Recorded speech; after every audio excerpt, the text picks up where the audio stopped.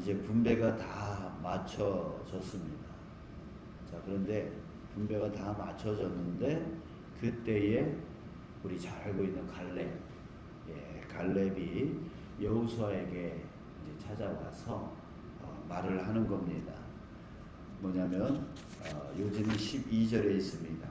그날에 여호와께서 말씀하신 이 산지를 지금 내게 주소서. 지금 내게 주소서.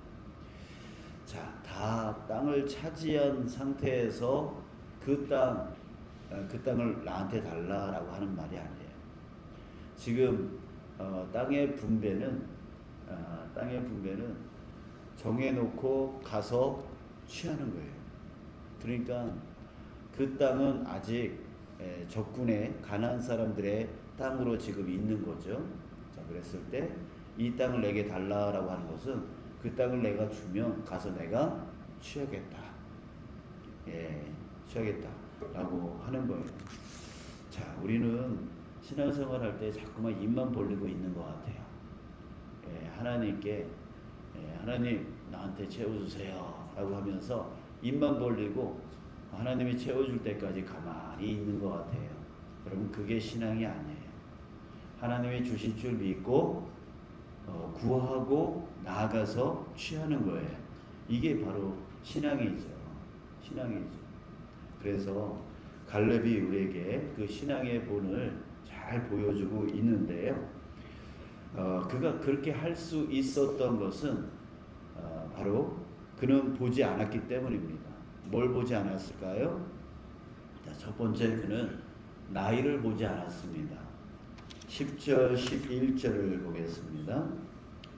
10절에 보니까 끝에 그의 나이가 몇 살이라고 그래요?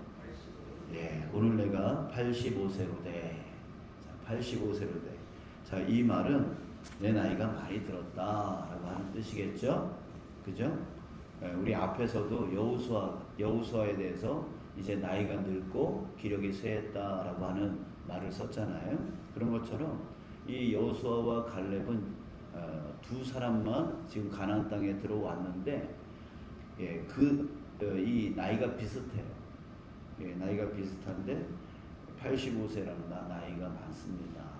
기력이 쇠할 나이입니다 라고 했어요. 자, 그러나 그는 나이를 보지 않았습니다. 11절, 모세가 나를 보내던 날과 같이 오늘도 내가 여전히 강건하니 내 힘이 그때나 지금이나 같아서 싸움에나 출입에 감당할 수 있으니. 자, 그는 나이를 보지 않았습니다. 자, 두 번째, 그가 보지 않았던 것은 뭐냐면 대적, 적의 크기와 강함을 보지 않았습니다. 그는 그것을 보지 않았습니다. 12절에 또 보면 그날에 여호와께서 말씀하신 이 산지를 내게 주소서 해놓고 그 다음 말 보십시오. 당신도 그날에 들으셨거니와 그곳에는 아낙 사람이 있고 그 성읍들은 크고 견고할지라도 라고 했어요. 자, 15절에 보면 헤브론의 옛 이름은 기럇 아르바라. 아르바는 아낙 사람 가운데에서 가장 큰 사람이었더라 라고 했어요. 그러니까 지금 갈렙이 택한 그 헤브론 땅은 가나안 땅 중에서도 가장 강한 아낙 자손이 사는 땅이었고 또 아낙 사람들 중에서도 가장 큰 사람이 있는 그 지역이었어요. 그래서 이 갈렙은요, 그럼에도 불구하고 그 적의 크기와 강함을 보지 않았다라고 하는 것이죠. 자, 그러면 그는 무엇을 보았습니까? 그는 이것을 보았습니다. 첫 번째, 약속을 보았습니다. 9절에 보니까 그날에 모세가 맹세하여 이르되 내가 내 하나님 여호와께 충성하였은즉 내 발로 밟는 땅은 영원히 너와 내 자손의 기업이 되리라 하였나이다. 바로 모세가 자기에게 말했던 내가 내 발로 밟는 땅, 그 땅은 너의 땅이 될 거다라고 하는 약속, 이 약속을 그는 보았던 것이죠. 자, 그런데 이거 모세가 한 말이죠? 근데 그는 모세가 한 말로 받지를 않았어요. 10절에 보니까 이제 보소서 여호와께서 이 말씀을 모세에게 이르신 때로부터, 모세가 말을 했지만 바로 모세를 통하여 하나님이 말씀하신 것으로, 하나님의 약속으로 그는 받은 거예요. 참 여러분 그렇습니다. 내가 이것을 하나님의 말씀으로 여기느냐 여기지 않느냐가 중요한 거예요. 우리 가끔씩, 저는 이럴 때마다 뜨끔뜨끔해요. 목사님이 말씀하시기를 이런 식으로 얘기하시는 분들이 있어요. 목사님이 오늘 말씀에 이렇게 말해요. 아니에요. 여러분들 목사의 말로 들으면 안 돼요. 이 설교는 목사의 말로 들으면 안 돼요. 뭘로 들어야 돼요?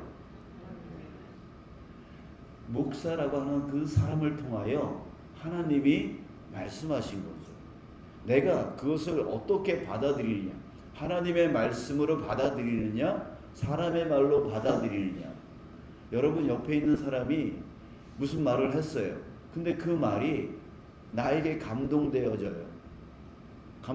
그럴 때에 그 사람의 말로 듣는 게 아니라 그 사람을 통하여 하나님이 지금 나에게 말씀하시는구나 라고 하는 하나님의 약속, 하나님의 말씀으로 받을 때에 우리는 진짜 그것이 하나님의 약속이 되어지는 거예요.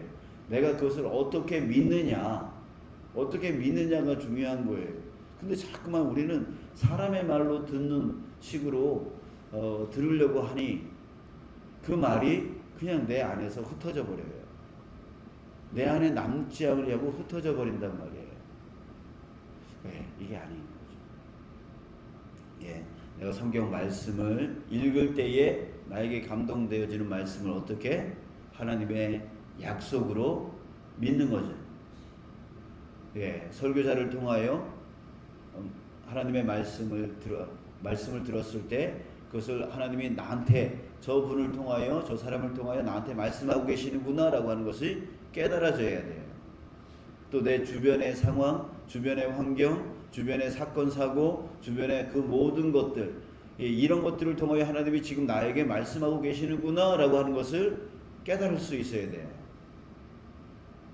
그 하나님의 말씀을 깨달을 때에 그것이 내 안에 남게 되어지고 그 약속의 말씀을 붙들고 살아갈 수 있게 되어지는 것입니다. 그러니까 여러분 표현할 때에 오늘 목사님을 통해서 하나님이 나한테 이렇게 말씀하셨어, 이런 표현을 좀 써주셨으면 좋겠어요. 목사님이 말씀하시길, 그러면 저 자꾸만 하나님께 죄송해져요. 제가 나를 드러냈나? 내 말을 했나? 이렇게 되어지니까 여러분 그렇게 표현하지 마시고, 여러분들이 정말 깨달음이 있고 감동이 있었다면 목사님을 통해서 하나님이 나에게 이렇게 말씀해 주셨어, 이렇게 표현을 해주시면 더 큰 믿음이 될 줄 믿습니다. 자, 이렇게 갈렙은 모세가 자기에게 한 말이 정말 하나님이 모세를 통하여 나한테 하신 말씀임을 깨닫고, 그것을 지난 45년 동안 그 광야를 지나오면서 한 번도 잊어버리지를 않았던 거예요. 그 약속의 말씀을 꼭 붙들고 있었던 거예요. 그리고 내가 지금까지 늙었지만 지금까지 살아있는 이유 또한 그것을 이루기 위해서 하나님이 생존시켜 주신 거야 라고 하는 믿음을 가졌어요. 믿음을 가졌어요. 그것만 붙들고 지금까지 살아온 거죠. 그러니까 그는 약속을 보았던 사람이에요. 자, 또 뭘 보았을까요? 그는 하나님을 보았습니다. 우리 12절을 또 보겠습니다.